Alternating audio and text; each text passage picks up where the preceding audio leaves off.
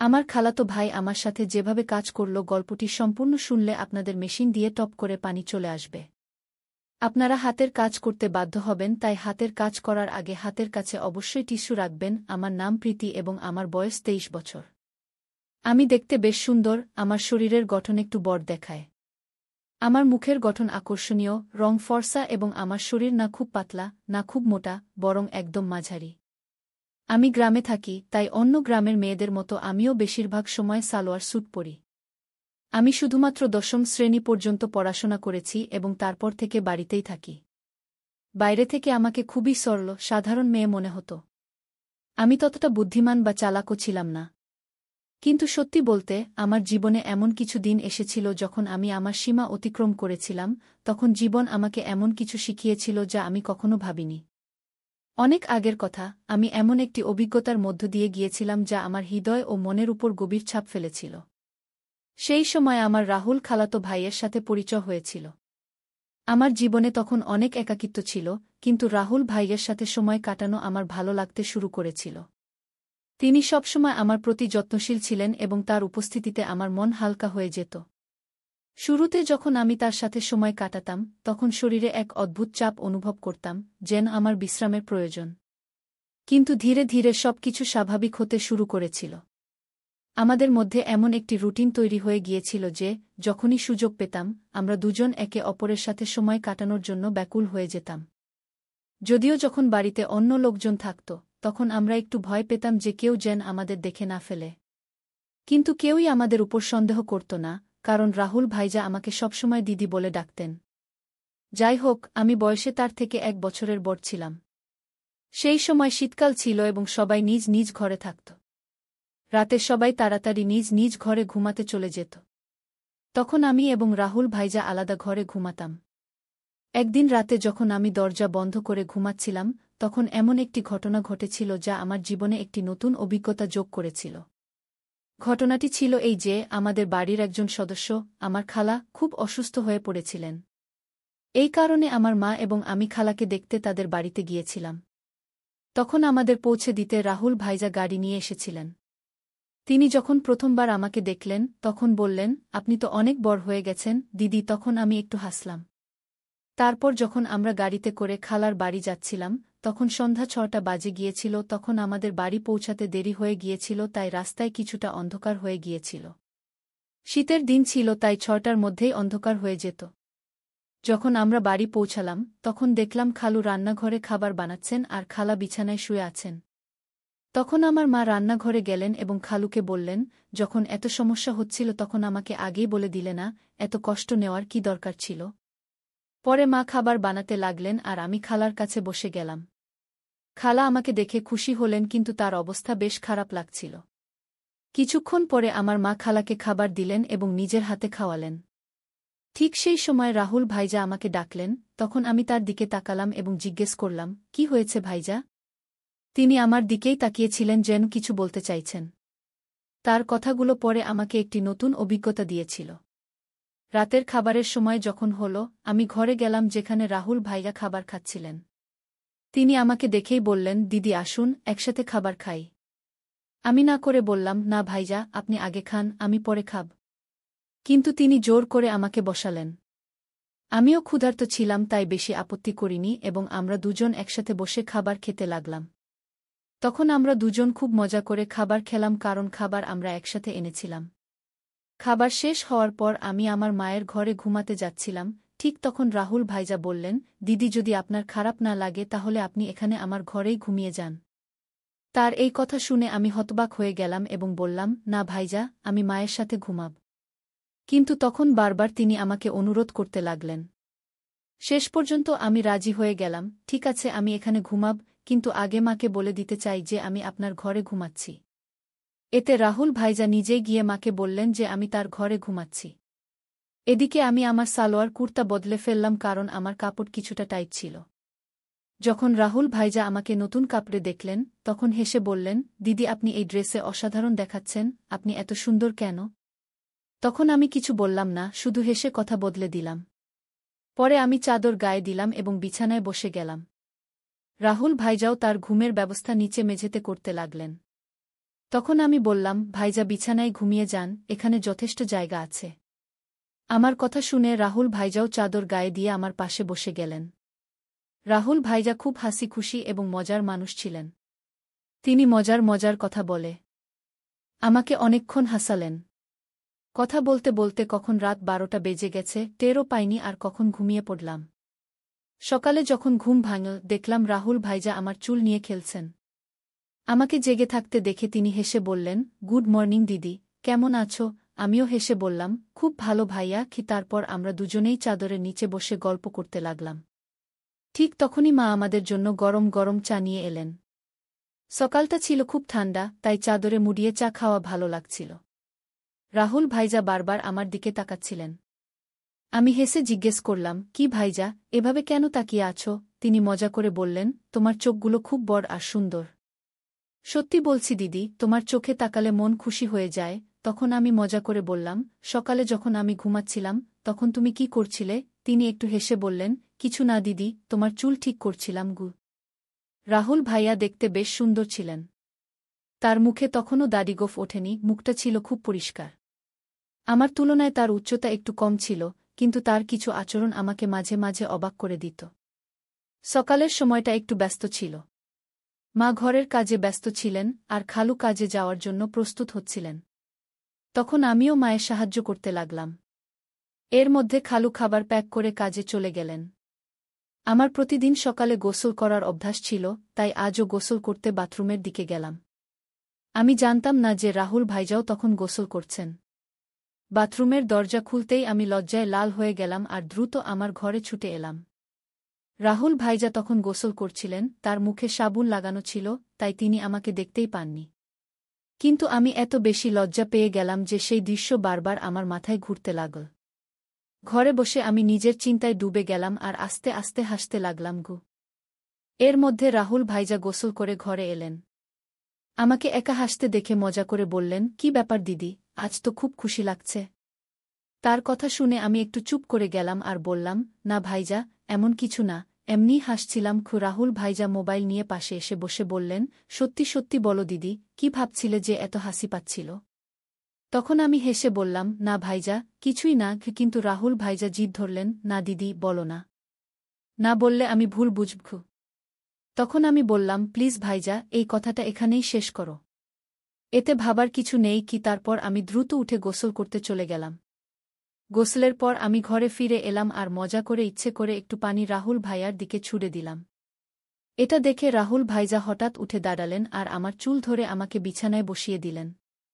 তার এই আচরণ দেখে আমার রাগ হয়ে গেল। আমি রেগে বললাম, এটা কি করছো ভাইজা? আর রাগে তার হাত ছাকিয়ে দিলাম। এরপর রাহুল ভাইজা কিছু না বলে চুপচাপ ঘর থেকে বেরিয়ে গেলেন। তার এই ব্যবহার দেখে আমিও অবাক হয়ে গেলাম। নিজের উপর আফসোস হতে লাগল যে হয়তো আমার এটা করা উচিত ছিল না।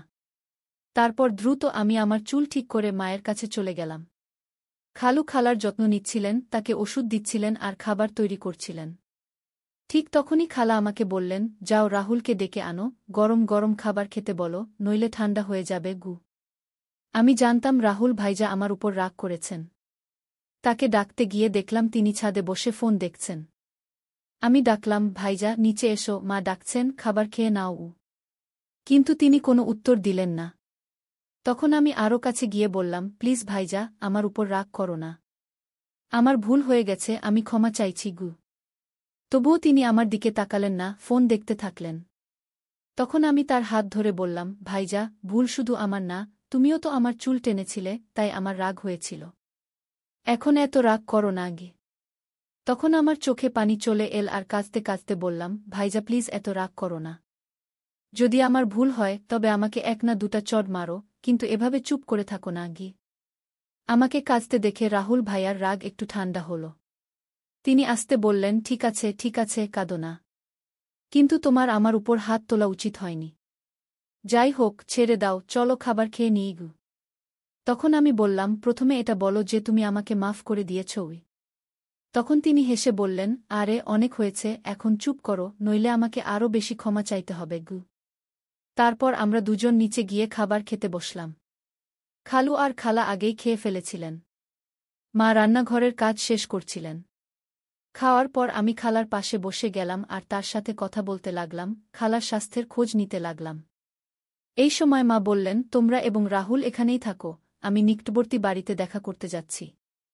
আমি রাহুলকে বলে দিয়েছি যেন সে কোথাও বাইরে না যায়, আমরা শীঘ্রই ফিরে আসব।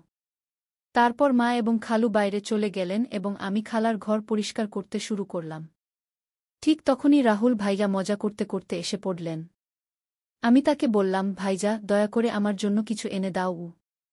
তিনি হেসে বললেন, বলো দিদি, কি চাও? আমি বললাম, আমার জন্য চকলেট এনে দাও, আমি খুব পছন্দ করি। রাহুল ভাইজা হেসে বললেন, ঠিক আছে, তুমি ঘর পরিষ্কার করো, আমি চকলেট নিয়ে আসছি। রাহুল ভাইয়া চকলেট নিতে চলে গেলেন এবং আমি ঘর পরিষ্কার করতে লাগলাম। যখন আমি খালার আলমারি খুললাম, তখন সেখানে মেকআপের জিনিসপত্র রাখা দেখলাম। সাজগোজ করার আমারও খুব শখ ছিল, তাই আমি খালার মেকআপ ব্যবহার করা শুরু করলাম। তারপর আমি খালার ঝুমকি এবং গয়না পরলাম এবং আলমারি থেকে লাল শাড়ি বের করলাম। যখন রাহুল ভাইয়া চকলেট নিয়ে ফিরে এলেন, তখন আমি সম্পূর্ণরূপে সেজেগুজে নতুন বধূর মতো প্রস্তুত হয়ে গিয়েছিলাম। তখন আমি চুল খুলে রেখেছিলাম, লিপস্টিক লাগিয়েছিলাম এবং হাতে চুড়িও পরেছিলাম। তিনি ঘরে ঢুকেই আমাকে এই রূপে দেখে হতবাক হয়ে গেলেন। তার মুখ দিয়ে শুধু এটাই বেরিয়ে এল, দিদি, তুমি তো অসাধারণ দেখাচ্ছ। তারপর আমি তার কাছ থেকে চকলেট নিলাম এবং বিছানায় বসে খেতে লাগলাম। রাহুল ভাইজাও পাশে বসে গেলেন এবং তখন তার চোখ আমার দিক থেকে সরছিল না। তখন আমি বললাম, ভাইজা, এত করে দেখো না, আমার অস্বস্তি লাগছে। রাহুল ভাইজা হেসে বললেন, কি করি দিদি, তোমার দিক থেকে চোখ সরতেই চায় না। তুমি শাড়িতে এত সুন্দর দেখাচ্ছ যে মনে হচ্ছে কোনো পরী। তারপর মজা করে বললেন, ইচ্ছে করছে তোমাকে আমার বউ বানিয়ে ফেলি। আমি বুঝতে পারছিলাম যে সেই মুহূর্তে তার মনের মধ্যে কি চলছিল, কিন্তু আমি হালকা হাসির সাথে কথা অন্য দিকে ঘুরিয়ে দিলাম। মজা করে বললাম, তাহলে দাঁড়িয়ে রইলে কেন? বলো, আমাকে বউ বানিয়ে কি করবে? তখন রাহুল ভাইজা একটু হেসে বললেন, রেখে দাও দিদি, আমি জানি তুমি ইচ্ছে করেই এটা জিজ্ঞাসা করছো। তখন আমি বললাম, তাহলে কি তুমি তোমার দিদির সুযোগ নিতে চাও? যদি মা জানতে পারেন তাহলে কি হবে? তখন রাহুল ভাইজা বললেন, দিদি, এত চিন্তা করো না, আমরা তো বাড়িতেই আছি এবং কেউ জানতেও পারবে না। তুমি শুধু একবার হ্যাঁ বলে দাও, আমি সব সামলিয়ে নেব। তখন আমি হেসে বললাম, তাহলে আগে বলো, তুমি এসব শাড়ি দেখে বলছো নাকি আগে থেকেই এমন ভাবছিলে? রাহুল ভাইজা হেসে বললেন, সত্যি বলতে, তুমি যেদিন থেকে এসেছ সেদিন থেকেই এমন লাগছে। যদি তুমি একবার রাজি হয়ে যাও তাহলে সব সহজ হয়ে যাবে। তখন আমি মজা করে বললাম, ঠিক আছে, যখন তুমি চাইবে আমি তোমার কথা মানব। কিন্তু তোমাকে তোমার দায়িত্ব ঠিকভাবে পালন করতে হবে। এতে ভাইয়া খুব খুশি হয়ে বললেন, থ্যাঙ্কস দিদি। আমি জানতাম তুমি আমাকে না বলবে না। তুমি সত্যিই সেরা। আমি বললাম, দাঁড়াও, এত প্রশংসা করার দরকার নেই। আর সন্ধ্যায় আমার জন্য আরও চকলেট আনতে ভুলো না। তখন রাহুল ভাইজা বললেন, ঠিক আছে দিদি, 1 মিনিট অপেক্ষা করো, আমি আসছি। যখন তিনি বাইরে চলে গেলেন তখন আমি একটু অস্বস্তি বোধ করলাম। যখন তিনি ফিরে এলেন তখন আমি বললাম, রাহুল ভাইজা, এই মুহূর্তে আমি একটু সমস্যায় আছি। সন্ধ্যায় এই বিষয়ে কথা বলব। কিন্তু রাহুল ভাইজা আমার কথা মানতে রাজি ছিলেন না। তিনি শান্ত স্বরে বললেন, দিদি, এত চিন্তা কেন করছ? ভয়ের কিছু নেই, সব ঠিক হয়ে যাবে। যদি তোমার অস্বস্তি হয় তাহলে চোখ বন্ধ করে নাও। তখন আমি চোখ বন্ধ করে নিলাম এবং রাহুল ভাইজা আমাকে তখনই সেই মুহূর্তে। ঠিক তখনই দরজায় হঠাৎ করাঘাত শোনা গেল, যাতে আমরা দুজনেই ভয় পেয়ে গেলাম। তখন রাহুল ভাইজা বললেন, দিদি, সমস্যা তো এই রাতের অপেক্ষায় আছে। প্রতিটি মিনিট ঘন্টার মতো লাগছে। ঠিক তখনই মা ডাক দিলেন, তোমাদের ভাইবোনের কথা শেষ হয়ে গেছে? তাহলে একটু কাজে হাত বাড়াও। মায়ের কথা শুনেই আমি উঠে যেতে লাগলাম, আর যেতে যেতে মজা করে বললাম, রাহুল ভাইজা, মনে রাখবে, যদি চকলেট না পাই তাহলে আমিও কিছু দেব না। এরপর আমি রান্নাঘরে চলে গেলাম। এই সময়ে খালুও বাড়ি ফিরে এসেছিলেন। তখন আমি তাদের খাবার পরিবেশন করলাম। খালা খুব ক্লান্ত ছিলেন, তিনি আমাদের সাথে কিছুক্ষণ বসে কথা বললেন, তারপর দ্রুত ঘুমিয়ে পড়লেন। মা খালাকে খাওয়াচ্ছিলেন আর ওষুধ দিচ্ছিলেন। আমিও আমার খাবার খেয়ে নিলাম আর সময় কাটানোর জন্য টিভি দেখতে লাগলাম। শীতের মৌসুম হওয়ায় আমরা দ্রুত বিছানায় চলে গেলাম, কিন্তু মা তখনও তার কাজে ব্যস্ত ছিলেন। তখন আমি খালার ঘরে গিয়ে বসে ফোনে ব্যস্ত হয়ে গেলাম। এতটাই মগ্ন ছিলাম যে বুঝতেই পারিনি কখন রাহুল খাবার খেয়ে তার ঘরে চলে গেল এবং আমার জন্য অপেক্ষা করছিল। আমি আমার নিয়মিত সিরিয়াল দেখতে ব্যস্ত ছিলাম। যখন আমি না গেলাম তখন রাহুল ভাইজা নিজেই আমাকে ডাকতে এলেন। ঘরে এসে ভাইজা বললেন, দিদি এসো, আমি তোমার জন্য অনেকক্ষণ থেকে অপেক্ষা করছি গু। ঠিক তখনই মা বললেন, কোনো সমস্যা নেই, যদি তুমি একা ঘুমাতে চাও তাহলে ঘুমিয়ে পড়ো। তোমার দিদি আমার সাথে ঘুমাবে গি। মায়ের কথা শুনে ভাইয়া দ্রুত বললেন, না না, আমরা শুধু কথা বলছিলাম। যাই হোক, কয়েকদিন পর তোমরা চলে যাবে, তখন কখন দেখা হবে কে জানে। আর দিদির সাথে খেলতে পারবু। তখন আমি মাকে আশ্বস্ত করে বললাম, মা, ভাইজা ঠিক বলছে গি। এরপর মা বললেন, ঠিক আছে, যেমন তোমরা চাও গি, এবং আমরা ঘরে চলে গেলাম। ঘরে যেতেই রাহুল ভাইজা দ্রুত দরজা বন্ধ করে দিলেন। তখন আমি বুঝে গেলাম যে ভাইজা আর অপেক্ষা করতে পারছেন না। কিন্তু তখনও মা আর খালু জেগেছিলেন, তাই আমি বললাম, ভাইজা একটু রাখো, সবাই ঘুমিয়ে পড়ুক, তারপর কথা বলবো। যদি কেউ আমার কথা শুনে ফেলে তাহলে সমস্যা হবে গু। ভাইজা বললেন, দিদি আর অপেক্ষা করা যায় না গি। ঠিক তখনই আমার চকলেটের কথা মনে পড়ল। আমি বললাম, ঠিক আছে ভাইয়া, কিন্তু আগে আমার চকলেট দাও। ভাইয়া তাড়াতাড়ি পকেট থেকে চকলেট বের করে দিলেন। এরপর আমি চকলেট খেতে লাগলাম আর ভাইজা পারফিউম লাগাতে লাগলেন। শুরুতে আমরা মজায় একটু একটু ঠাট্টাতামাশা করতে লাগলাম, এতে আমাদের মধ্যে মজার ঝগড়া শুরু হয়ে গেল। আমরা বিছানায় লাফাতে লাগলাম, কারণ আমাদের বয়স তখনও ছোট বাচ্চাদের মতো ছিল। ঠিক তখনই মা চিৎকার করে বললেন, প্রীতি, অনেক হয়েছে, এখন ঘুমিয়ে পড়ো, কারণ বিছানার শব্দ তাদের ঘর পর্যন্ত পৌঁছাচ্ছিল। এরপর রাহুল ভাইজা তাড়াতাড়ি মেঝেতে বিছানা পেতে দিলেন, যাতে শব্দ বন্ধ হয়ে যায়। তারপর রাহুল ভাইজা আমাকে রাত ৩টা বাজে পর্যন্ত ঘুমাতে দেওয়া হয়নি। সকালে যখন আমাদের চোখ খুল, তখন মা দরজায় কড়া নাড়ছিলেন। আমি বিছানায় ছিলাম কিন্তু উঠতে পারছিলাম না, তাই রাহুল ভাইজা আমাকে তুলে বিছানায় বসিয়ে দিলেন এবং নিজে দরজা খুলতে গেলেন। তখন মা আমাদের জন্য চা নিয়ে এলেন। আমাকে দেখে তিনি বললেন, আমি বলেছিলাম প্রীতি, সময়মতো ঘুমিয়ে পড়ো। এখন দেখো তোমার চোখ কত লাল হয়ে গেছে। আমার চোখ তখন সত্যিই লাল হয়ে গিয়েছিল। আমি কিছু না বলে চা পান শুরু করলাম, এমনকি মুখও ধুইনি, কারণ পুরো শরীর ব্যথায় ভেঙে পড়ছিল। মা চা রেখে চলে গেলেন। রাহুল ভাইজা যখন ঘরে এলেন, আমি রাগ করে বললাম, ভাইজা, আমি বলেছিলাম অল্প সময়ের জন্য, কিন্তু তুমি আমার কথা মানোনি। এখন দেখো আমার শরীর কত ক্লান্ত। আমি ঠিকভাবে দাঁড়াতেও পারছি না। যদি মা জিজ্ঞেস করেন আমি কি বলবো? তখন রাহুল ভাইয়া দ্রুত উত্তর দিলেন, দিদি, চিন্তা করো না। আমি মেডিকেল স্টোর থেকে ওষুধ নিয়ে আসছি। তা খেলে তোমার শরীর ঠিক হয়ে যাবে গু। এরপর আমি টানা ৪-৫ দিন ভাইয়াকে কাছে আসতে দিইনি। কিন্তু তার উৎসাহ কমেনি। সে প্রতিদিন আমার আশেপাশে ঘুরে বেড়াত এবং নিয়মিত চকলেট নিয়ে আসত। ভাইজা আমার সব কাজ করে দিত, আর আমি যা চাইতাম সে হাসতে হাসতে তা করে দিত। তাই আমিও এর মজা নিতে শুরু করলাম। কখনো তার কাছ থেকে পায়ের ম্যাসাজ করিয়ে নিতাম, কখনো মাথার ম্যাসাজ। মজায় কখনো হালকা করে মারতাম আর সারাদিন তার ফোনে সিরিয়াল দেখতাম। ৪-৫ দিন পর ভাইয়ার আচরণ বদলে গেল, তাই আমি তাকে বেশি কিছু বলিনি। একদিন আমরা দুপুরে বাড়িতে একা ছিলাম এবং অনেক মজা করলাম। সে দিন বাড়িতে কেউ ছিল না। ভাইজা আমাকে সারাদিন কোথাও বসতে দেয়নি, সবসময় নিজের কাছেই রাখত। এই ঘটনার পর আমি আর ভাইজা খুব সাধারণ হয়ে গেলাম। যখনই তার ইচ্ছা হতো সে আমাকে ঘরে ডাকত, আর আমি এখন এর অভ্যাসও করে ফেলেছিলাম। আমরা সেই দিনগুলোর পুরো মজা নিলাম। কিন্তু জীবনে প্রতিটি ভালো সময়ের পর একটি খারাপ সময়ও আসে, আর এই খারাপ সময়ও ভাইয়ার কারণেই এল। আসলে ২-০ দিন পর আমাদের গ্রামে ফিরতে হতো, কারণ এখন খালা বেশ সুস্থ হয়ে গিয়েছিলেন এবং আমরা সেখানে অনেক দিন হয়ে গিয়েছিলাম। তখন মা হঠাৎ ফেরার সিদ্ধান্ত নিলেন এবং বাবাকে কিছুই বলেননি। আমি আর ভাইজা যখন এটা শুনলাম, আমাদের একদম ভালো লাগল না। তখন ভাইজা বলল, দিদি, যাওয়ার আগে শেষবার একটু সময় দাও। কে জানে আবার কখন দেখা হবে। তখন ভেতর থেকে আমিও প্রস্তুত ছিলাম।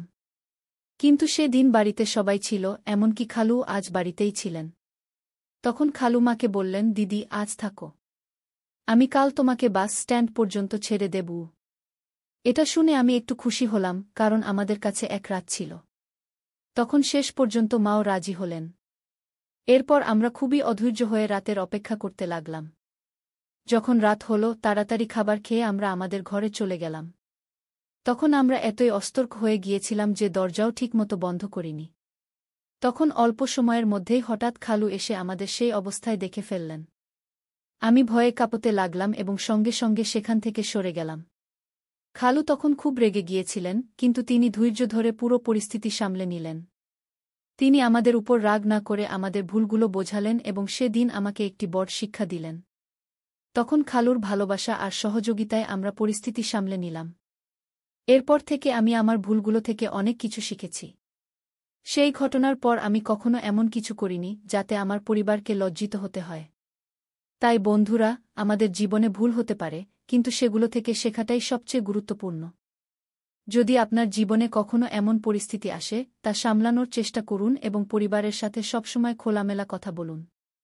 এই গল্প আমাদের শেখায় যে কোনো সম্পর্কেই সীমারেখা থাকা গুরুত্বপূর্ণ। অতিরিক্ত ঘনিষ্ঠতা কখনো কখনো ভুল বোঝাবুঝির কারণ হতে পারে। তাই আমাদের সবসময় নিজের এবং অন্যের সুবিধাকে প্রাধান্য দিতে হবে।